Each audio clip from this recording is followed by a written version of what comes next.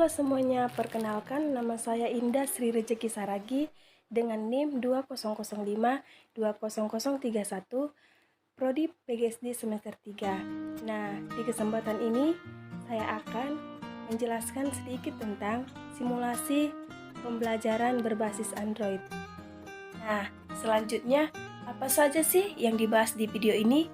Yang pertama adalah media pembelajaran berbasis Android, termasuk di dalamnya seperti yang kedua, gawai sebagai media pembelajaran. Yang ketiga, aplikasi Android sebagai media pembelajaran. Yang keempat, skenario pembelajaran berbasis Android. Yang kelima, contoh media pembelajaran berbasis Android. Dan yang terakhir, kelebihan dan kekurangan. Yuk simak videonya ya. Nah, sekarang kita akan masuk ke media pembelajaran berbasis Android. Nah, yang dimana media pembelajaran ini yang biasanya sudah berbentuk sebuah aplikasi pendidikan ataupun aplikasi yang memuat materi dan bahan belajar siswa. Aplikasi ini nantinya akan diakses melalui gawai. Kemudian, kegunaan gawai sebagai media pembelajaran juga akan memberikan kemudahan kepada peserta didik untuk belajar. Karena bentuknya yang simpel dan aksesnya yang luas, sehingga gawai mudah digunakan kapanpun dan di mana saja. Nah, selanjutnya kita akan masuk ke yang kedua, yaitu gawai sebagai media pembelajaran. Nah, maksudnya adalah penggunaan gawai sebagai media pembelajaran sangat menunjang proses pembelajaran karena peserta didik menjadi lebih mudah dalam mencari materi pelajaran yang dibutuhkan. Dapat juga memberi kesempatan dan kebebasan kepada peserta didik untuk mengakses materi pelajaran lebih luas yang mungkin saja materi tersebut belum pernah diajarkan oleh pendidik ataupun guru serta bentuknya yang simpel. Nah, dengan aksesnya yang luas sehingga gawai ini mudah digunakan sebagai media pembelajaran yang akan memberikan pengalaman yang baru kepada peserta didik. Nah, adapun yang ketiga yaitu aplikasi Android sebagai media pembelajaran. Nah, aplikasi Android harus mempunyai tujuan untuk memberikan motivasi dan mampu merangsang peserta didik untuk selalu mengingat apa yang sudah dipelajarinya. Nah, selanjutnya kita akan masuk pada poin yang keempat, yaitu skenario pembelajaran berbasis Android. Nah, ada pun 3 tahapan, yaitu yang pertama adalah tahap pendahuluan, yang kedua kegiatan inti, yang ketiga evaluasi. Nah, pada tahap pendahuluan ini saya akan melaksanakan, yaitu yang pertama adalah pengkondisian kelas dan motivasi, yang kedua salam, doa, dan melakukan absensi kepada peserta didik. Yang ketiga, menyampaikan tujuan pembelajaran.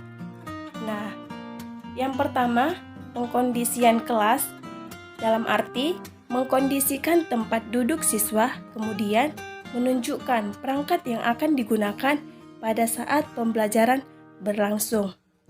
Yang dimana tujuannya agar menarik perhatian siswa. Yang kedua, salam, doa, dan absensi. Nah, setelah selesai siap belajar, guru membuka pembelajaran dengan memberi ucapan salam dan diawali dengan doa dan mengabsen siswa. Yang ketiga, menyampaikan tujuan pembelajaran. Nah, seperti kita ketahui bahwasanya dengan kemajuan Android di era globalisasi saat ini telah memberikan peluang interaksi antara guru dengan pendidik tanpa dibatasi oleh ruang dan waktu. Seperti yang pertama adalah menciptakan pembelajaran yang sesuai dengan karakter siswa. Yang kedua, mempermudah proses pembelajaran. Yang ketiga, menjadikan pembelajaran lebih fleksibel.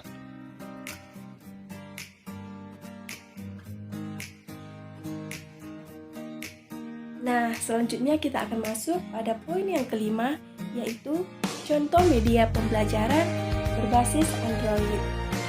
Nah, di sini saya menggunakan yaitu seperti aplikasi WA atau WhatsApp. Nah, yang dimana merupakan aplikasi yang dapat digunakan guru ataupun pendidik di dalam memberikan segala informasi melalui pesan ataupun grup kelas yang sudah dibuat oleh guru kelas kepada peserta didik. Nah, dalam arti untuk memudahkan peserta didik di dalam mendapatkan atau menerima segala informasi yang telah disampaikan oleh gurunya. Nah, bukan hanya itu saja, tetapi melalui dengan WhatsApp ini, peserta didik juga mampu untuk mengumpulkan segala bentuk tugas ataupun video pembelajaran yang telah diberikan oleh gurunya melalui chat pribadi kepada gurunya ataupun melalui grup kelas yang sudah ditentukan. Yang kedua, seperti Google Classroom. Nah, yang dimana Google Classroom merupakan suatu platform yang dihadirkan untuk menunjang kegiatan belajar mengajar secara daring ataupun online. Nah, apalagi dengan kondisi saat ini, yaitu pada zaman saat ini, yaitu di era pandemi.